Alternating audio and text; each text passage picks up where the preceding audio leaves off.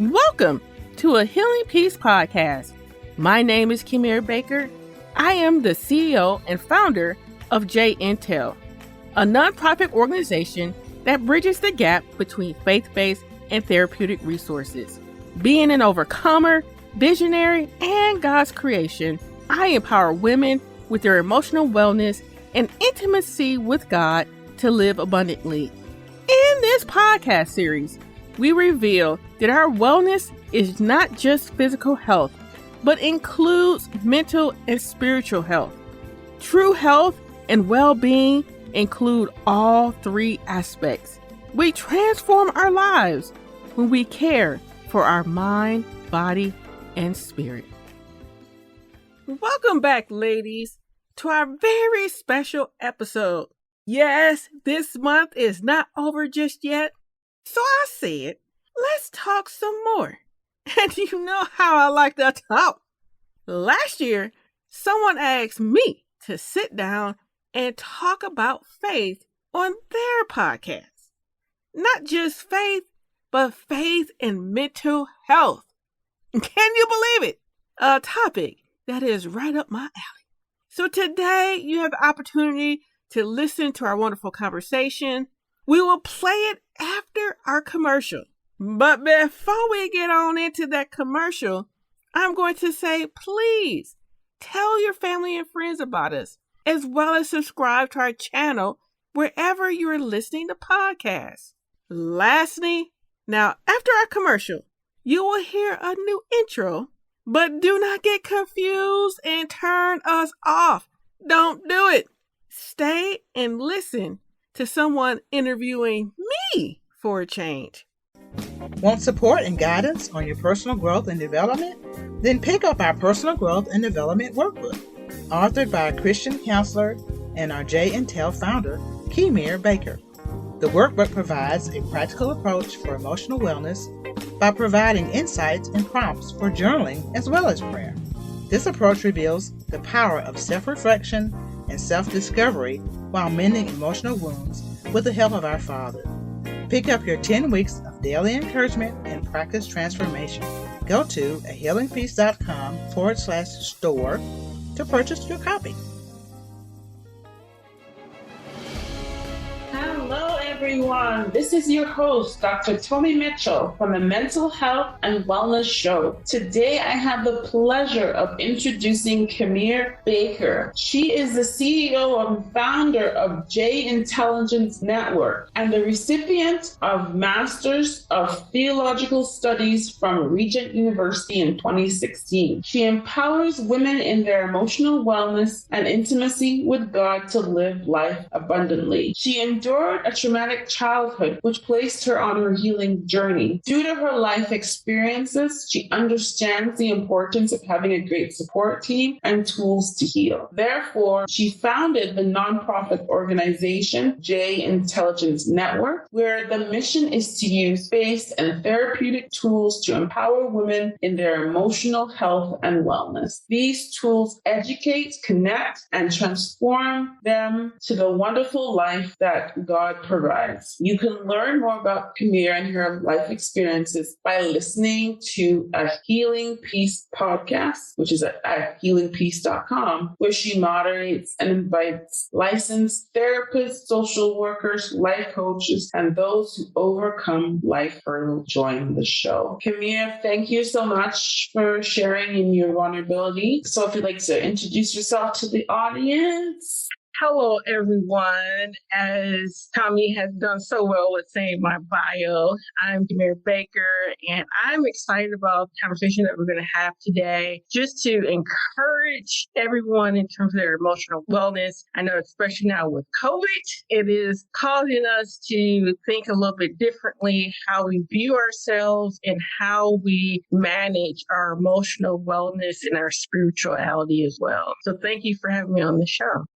Thank you. You know, one of the parts of the wellness wheel, which I talk about frequently on the show and in other publications, is spiritual wellness. And, you know, it's a part of wellness that sometimes gets ignored because people don't like talk about religion or faith very often. But in this podcast, we're free to talk as we choose.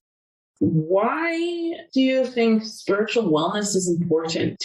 Yeah, I do come from a faith-based background, Christianity. And I know in my own journey, when I was going through and learning more about my healing journey and who I am as a woman, as a God's daughter, it was difficult initially to associate wellness tools, therapy tools with Christianity, because usually the limitation is, well, just pray through. And I learned in my journey that not only do I need to pray through, but there's things about who I am where I need to kind of get a little bit deeper to figure out how can I walk through this journey and be healthy and happy. But on the flip side of that as well, one of the things that I've learned is that spirituality completes the journey. I can have all the tools that I need, but having faith and having that connection with God is what solidifies those tools and allow it to be long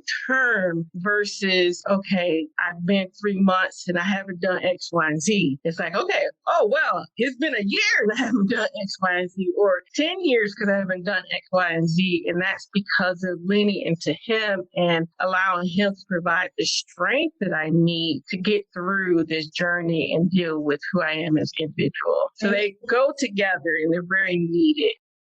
Yeah, that's very good. And I can also relate similarly, as I'm from a Christian faith background. And even for those who aren't, just a belief in a higher power, a belief that you are here for a reason, a purpose is so important. And, for me, when life was falling apart and I went through challenging situations, and that faith that everything is going to be okay, that somebody has my back, that's looking out for me, was the glue that kept me together from totally unravel when when stuff happens, when life goes through you.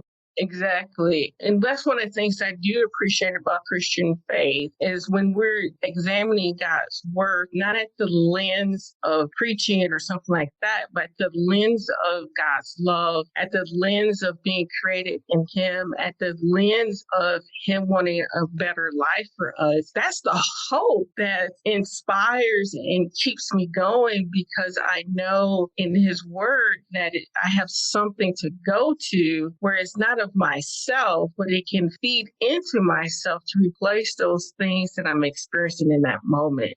Yes, that's powerful. So how specifically in your life and in the life of your clients has your faith really influenced your mental health?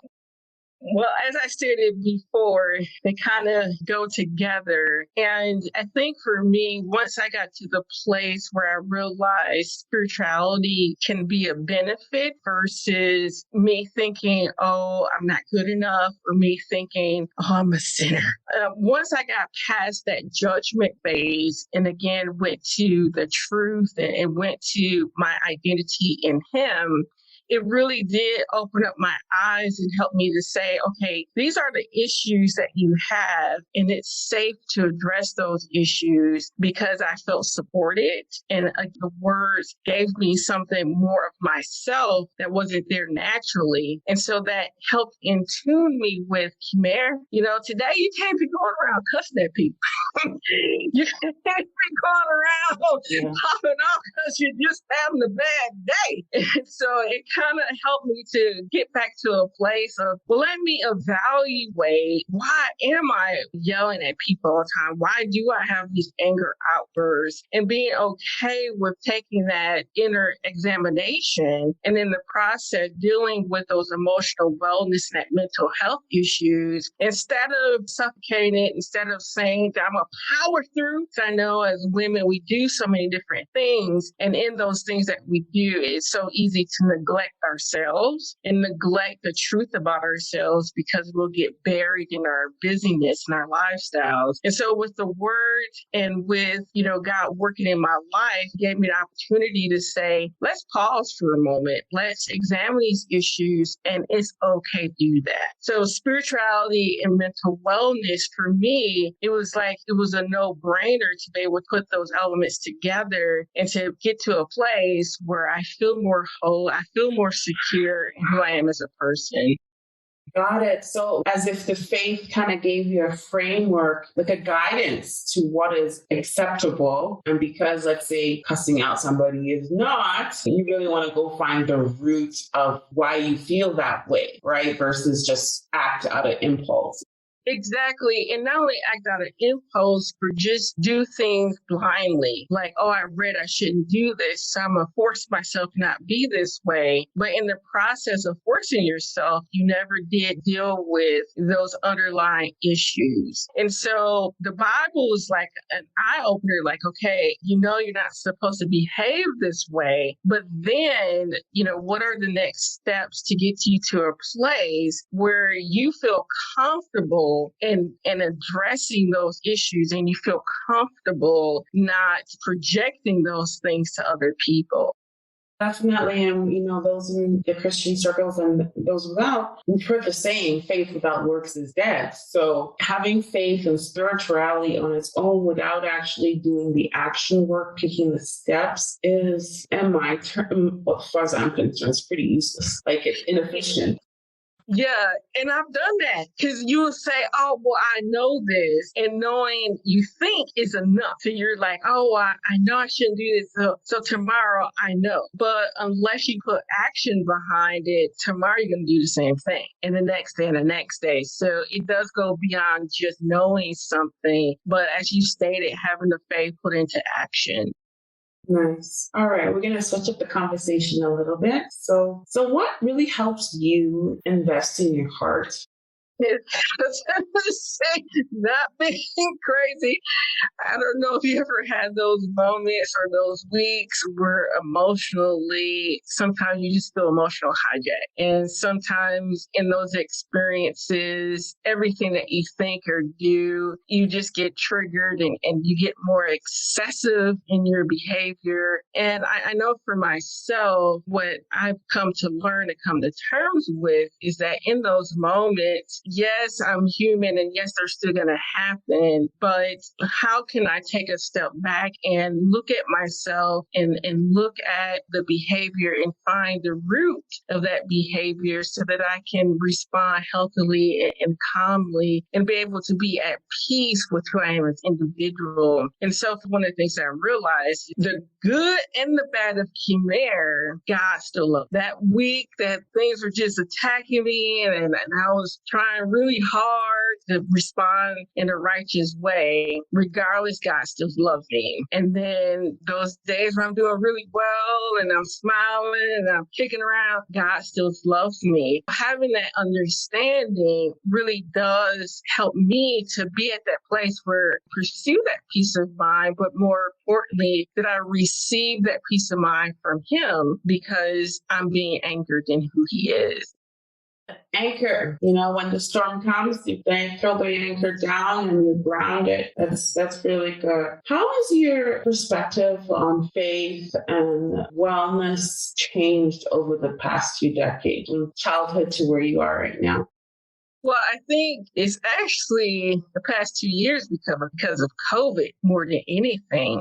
And I think because of COVID, it forced us to realize that we as humans have other things to be a part of, to grow in, and that is in a level of mental health. Whereas before, I think before COVID, we were still really scared about talking about it, having the conversation, and also thinking that we were the only ones. And I think now with COVID, in terms of even the news is different in terms of the papers that I read. They'll have articles in there in terms of addressing anxiety. They'll have articles in there in terms of addressing depression. And before, that wasn't there. It was, again, something kind of hidden. So these past 2 years has been quite interesting seeing it blow up as it has. Initially, when we started the nonprofit 3 years ago, I considered ourselves pace setters because that was the first time someone said, okay, well, let's address our faith as well as spirituality. But now that I've been doing this for a while, there's so many other organizations doing it from the same place because they see that there's a need. Again, it wasn't like that,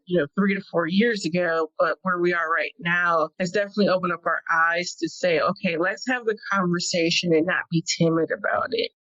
Yeah, you're really right. This pandemic, I choose to take the good that's come from it, and society is more aware of mental health. And you're right; it's a topic that businesses are thinking about their employees. It's been talked about more with parents and their kids and schools. So there definitely is a long way to go, but definitely it has started, and it's for us in this field to really push the message of mental health and why it is so important that you take care of it, just like you should take care of your physical health and financial health. Yes, a lot of people in the mental health field where they discuss numerously that they're so busy because now they have so many new clients and they've been able to open up new practices because of the amount of people coming out of the woodwork saying, hey, this is what's going on with me and I need help. Definitely. Yeah, there's definitely an explosion. There's wait lists for certain programs and providers are long. And they were interesting enough, a lot of them were long before, but it's definitely even longer. But it just shows that there's a need. And I often say on this podcast, and I've said in other social media outlets, that as long as you have a brain and a mind, like a heart, you will have a mental health challenge at some point. I know I have. I've had burnout, I've had postpartum trauma, which affected my mood and all kinds of things. So it's nothing to be ashamed of. I'm a physician, a coach, I'm also a Christian, I'm also a woman, and many things. My daughter, mother, wife. It's okay. We all do. It doesn't mean that you're institutionalized in, let's say, a psych ward. No. But you have feelings. You respond to things. You have hormonal imbalances. Women who go through menopause. People who go through cancer treatments. You name it. People who have lost a loved one. The adjustment piece causes grief and leads to depression. We're human. Yeah. And how you're voicing being human, one of the things that we all know about is that our bodies don't function the same throughout our lifetime. Something breaks, something grows that is not supposed to be growing. And there's things that do to tend to our bodies, but it's interesting that we overlook that our mind is still part of our body. And that same level of care that we will take care, do those things to make sure that I'm being healthy, that I'm eating right, or even, okay, I ate a whole bunch of junk today and now I feel sick. It's still part of your body. And you realize that. But when we think about mental health, we don't have that same level of respect or the same level of concern. And because when you have that sick day from overeating, you're like, okay, I'm not going to do that tomorrow. I'm going to have more control. And that's the same thing with some of the items with our mental health. It's like there's certain things that we have to work through and identify so that we can be healthier the next day and the next day. But unfortunately, we've come in a society where we stigmatize ourselves for being human in that way. And it shouldn't be. It's part of our body. Yes, exactly. A thought that came to mind, just like our liver is an organ that detoxifies waste, our mental health, our mind detoxifies all the stuff that comes through our life. So the more it's like garbage in, garbage out, like the brain, mental health only handles so much at one point. And if it builds up and builds up and builds up, then that can lead to loss of functioning, changes of mood, behavior, thoughts. So everyone listening, this is so important. It really is. And one thing I've found with the majority of mental health cases, there are practical steps one can take to improve the situation. But one of them involves acknowledging that there's a concern before it becomes a really big problem. Yeah, exactly. And then not only acknowledging, but taking the step to do something different. Oh, yeah, exactly. You have to act. Just like you said, faith without works is like dead. It's useless as far as I'm concerned. You got to not just talk the talk, you got to walk the walk. And sometimes when you walk, you trip up, but you got to get up and keep on trying. Exactly. Not overnight, and it can be a struggle. Some people struggle more than others in certain areas, and that's okay. It's called life. We all have our own life. We all have our own story, our journey. Not the same. It's not linear. Right. Perfect. Yeah, exactly. So now you mentioned some of the trauma, well, you endured a traumatic childhood, which led to your healing. Now, you don't by any means have to get into major details, but what would you like to share to those who have gone through traumatic experience? Yeah, I think one of the things that I learned throughout my journey is not to ignore those experiences, because when you do, you form a new identity around them. And so in my healing journey, I had to learn and comfortable with taking off the layers and taking off that formed behavior that was established because of the trauma. And a lot of that stemmed from as well not putting merit in the trauma, because I think as humans, we want to, I'm a survivor, that mentality takes over. And then long term, you start ignoring those elements. And then, get years later, you're like, why am I this way? Why am I, again, as I've talked about, being angry and having those emotional bouts for weeks?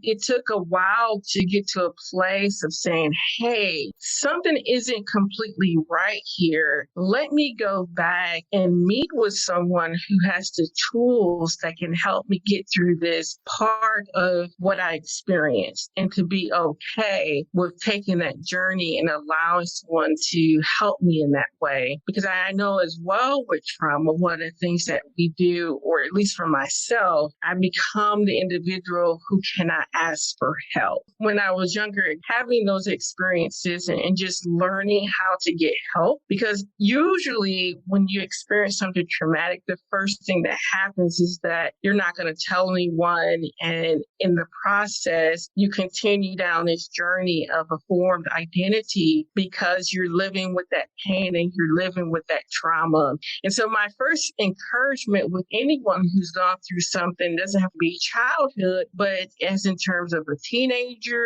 or adolescent or an adult, is when those traumatic events happen, to not be afraid to get help and get the right help of individuals who have the correct tools to kind of help guide and walk you through those experiences. Again, in terms of my journey, the first step for me was being okay with asking for help and being okay with where I was in my life at that current time wasn't where I wanted to be long term as a person.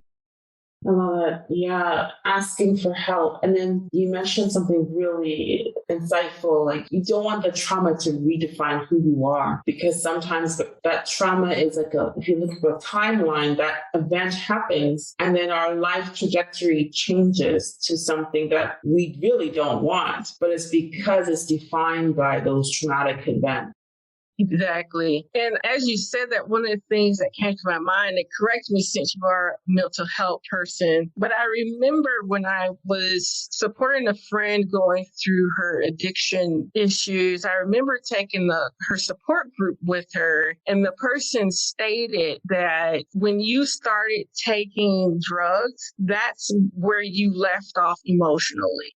Yes, and it happens in adulthood too. Like for individuals that have gone through trauma, if you take them back on the timeline, you'll see that's often where they ended off. So trauma happened in their childhood. Some of their responses are childlike. The insight is that of a child. So It is quite interesting. Or you might find that they speak like high pitched, especially for women, in that childlike voice. It's because that is where they're frozen. That's actually quite common. Yeah. Yes. And I remember a friend of mine, because I was having this issue about my birthday, when I showed up for my birthday, and she was like, "What? Are you 10?" And I was like, well, but it's like those things is a reminder of, man, do I want to be 10 for the rest of my life? And so seeking that help will get you to a place where you're maturing and beginning to redevelop and regrow in areas that you didn't have the opportunity to do so because because of that trauma. Again, I think that really emphasizes the importance of getting help because, there's things that I want to experience when I'm 20 and 30 and be able to have a mature mindset to enjoy the experience versus having those experiences with the mindset of someone that's 10 and 12 and just super hyperactive, all those other things that come with being very young and immature in your thought process. So there is a lot of validity in terms of not being afraid to get that help and being okay with, I would like to mature beyond where I'm at right now as a person. Yeah, that is really, really important. I was just thinking, imagine an adult who had a traumatic experience, let's say as a 10-year-old, like you mentioned. Like, imagine arguing with a 10-year-old. How fruitful is that? Not very fruitful. Now, imagine that 10-year-old is now your partner, your significant other, your friend, your teacher. Right. And you're like, why can't I get to know this person? Because they're acting like a 10-year-old in an adult body. And think about it. So when you think about that and you have people in your life who perhaps are a little challenging, perhaps give them a little bit of grace, because if you get to know why their history, why they may behave that way, and be able to connect with that, again, kind of going off tangent, that inner child, that childlike state that they are in that area of their life, and encourage them to get help, because just because something happened doesn't mean we need to stay there. Yeah. And as you were saying that, one of the things that came to my mind is thinking of the loving, gentle parent working with a child. They're there to support them, to help talk them through their experiences, to kind of get them to a bigger and better understanding. And that's what one of the benefits of getting mental health and emotional health support is, that they're that mother, that tenderness to get you to a place where you can address those issues and feel supported in the midst of it. Definitely, they're there to help and address. And as you get stronger, then you can handle more of the tough love. That's kind of my thing. Like, I'm part cheerleader, part coach, part mama, but there's a balance. There's a balance. But there's a balance. But they don't want you to be an enabler. Or they're trying not to be an enabler. Exactly. It's like, no, you can do this. You've established that you can do this. This is on you. You got this. Exactly. Let's do this. Let's stand up and be strong in your standing. Exactly. Yeah, no, that's really good. All right. Is there anything else you'd like to add to this conversation, like trauma or just spirituality and wellness in general? I just will reiterate the truths that we talked about so far. And that is, as we take this journey, and especially in the area of spirituality, to know that God loves us. And sometimes the messages that we have in spirituality, we hear of the demanding, pointing the finger God, but that's not a full picture of who he is. And that because of his love, we have tools and resources in his word to support us daily, to keep us on our healing journeys. Second, to know to go get help. To not be afraid to have that conversation.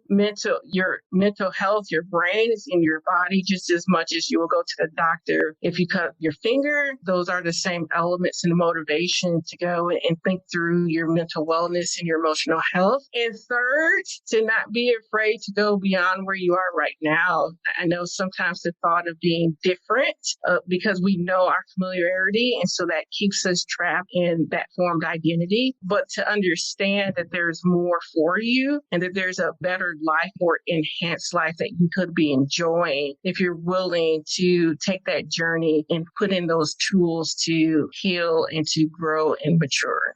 I love it. Heal, grow, and mature. So how can our listeners get a hold of you if they'd like to work with you? Yes. As you said before, I also podcast as well with A Healing Peace. The Healing Peace is my handler. You can find me in Clubhouse. You can find me on Instagram. You can find me on Facebook. And of course, that long name that you said with the nonprofit, for short, JNTEL. You can also look us up in Facebook and online as well, jntel.org. And you can find programs that we do. We have online courses. We have workbooks. We do a lot of different things just to encourage, inspire that level of growth. And again, that security in God in the midst as well. Love it. Thank you so much. And listeners, feel free to like, comment, and leave a 5-star review. This message has been a blessing to you. Again, this is Dr. Mitchell from the Mental Health and Wellness Show. See you later.